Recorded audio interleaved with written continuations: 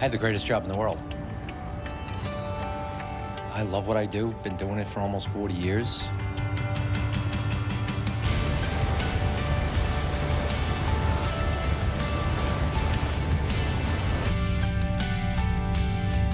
We're a 24-hour-a-day company all the time. I'm operating some 70 boats, and as everybody knows, boats run on diesel and coffee. The only thing we care about is the wind and tide. We don't really care about if it's light or dark out. It's anytime, all the time, and that's just the nature of the business. The greatness of New York is because of the sea.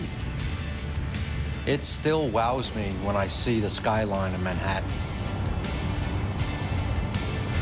You know, there's a big dark hole right where the Twin Towers were, and you know, you see that every single day for years in and years out. Somebody erased it from the skyline. It's tough to take sometimes.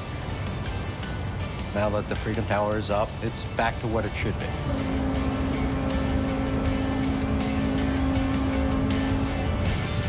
You can't beat the sunrises between the bridges.